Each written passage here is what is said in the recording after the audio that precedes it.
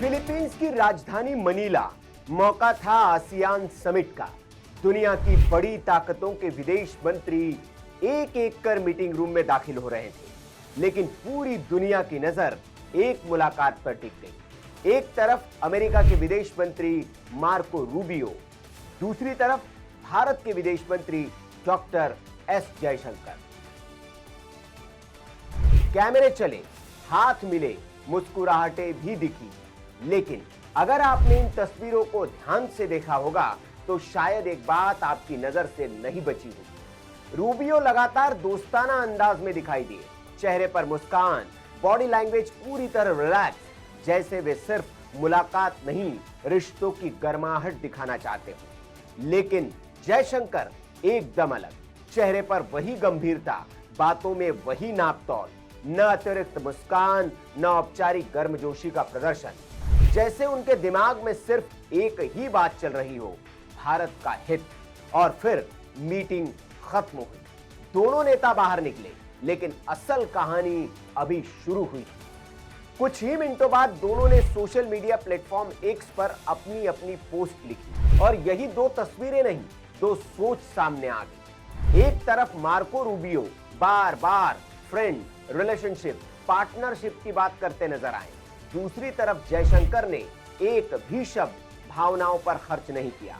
उन्होंने लिखा trade, tariff, ऊर्जा, रक्षा, क्रिटिकल मिनरल्स, आर्टिफिशियल इंटेलिजेंस और भारत अमेरिका रणनीतिक साझेदारी। यानी एक तरफ दोस्ती की भाषा, दूसरी तरफ हितों की भाषा। तो सवाल उठता है, अमेरिका क्यों भारत को अपने पाले में पूरी मजबूती से लाना चाहता है?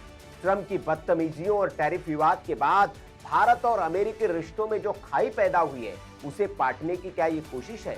और चीन की बढ़ती चुनौती के बीच वॉशिंगटन को नई दिल्ली की जरूरत क्या पहले से ज्यादा महसूस होने लगी है? क्या भारत अब मीठी बातों से आगे निकलकर सीधे डील, व्यापार और राष्ट्रीय हितों की राजनीति कर रहा है?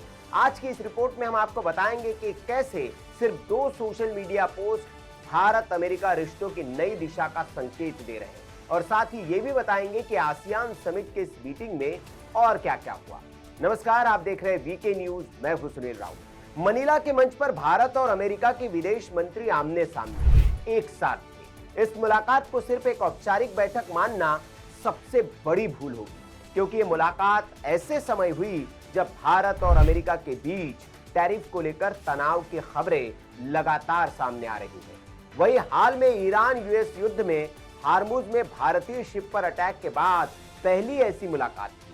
वहीं दूसरी तरफ चीन इंडो पैसिफिक में लगातार अपना दबदबा और प्रभाव बढ़ाना चाह रहा है, और कुछ ही घंटों बाद क्वाड विदेश मंत्रियों की बैठक भी होनी थी। यानी समय, स्थान और एजेंडा तीनों बेहद अहम थे। बैठक खत्म होते ही मार्को रूबियो ने एक्स पर लिखा, अपने दोस्त एस जयशंकर से मिलकर हमेशा अच्छा लगता है। उन्होंने भारत के साथ रिश्तों को वाइटल रिलेशनशिप बताया। उन्होंने क्वाड, क्षेत्रीय सुरक्षा, व्यापार और रक्षा सहयोग का भी जिक्र किया। रूबियो का पूरा संदेश एक ही बात कह रहा था, अमेरिका चाहता है कि दुनिया देखे भारत हमारा सबसे अहम साझेदार है। लेकिन जयशंकर का पोस्ट पूरी तरह से अलग था।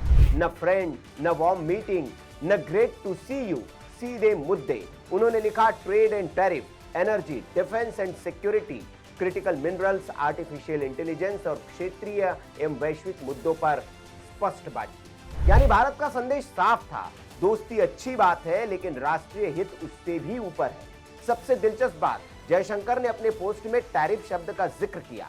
यानी उन्होंने उसी मुद्दे को सामने रखा जिस पर पिछले कुछ समय से भारत और अमेरिका के बीच खींचतान चल रही है। ये एक कूटनीतिक संकेत भी था कि भारत रिश्ते निभाएगा, लेकिन अपने आर्थिक हितों पर समझौता नहीं करेगा।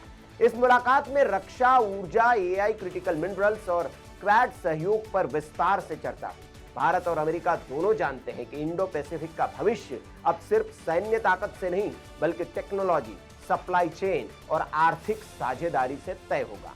मनीला की इस मुलाकात में न कोई बड़ा समझौता हुआ, न कोई संयुक्त घोषणा, लेकिन दो सोशल मीडिया पोस्ट इतना जरूर बता गए कि भारत अमेरिका रिश्ते अब भावनाओं से नहीं, हितों की राजनीति पर आगे बढ़ रहे हैं। अमेरिका दोस्ती की भाषा बोल रहा है और भारत बराबरी की। यही नई दिल्ली की नई कूटनीति है, और शायद यही वजह है कि आज दुनिया भारत को सिर्फ एक साझेदार नहीं बल्कि एक निर्णायक शक्ति के रूप में देखने लगे। तो ये रिपोर्ट आपको कैसे लगी कमेंट करके आप हमें जरूर बताएं। वीडियो अच्छा लगा हो तो लाइक करें, शेयर करें और ऐसी खबरों के लिए देखते रहिए वीके न्यूज। नमस्कार। वीके न्यूज, राष्ट्र के नाम।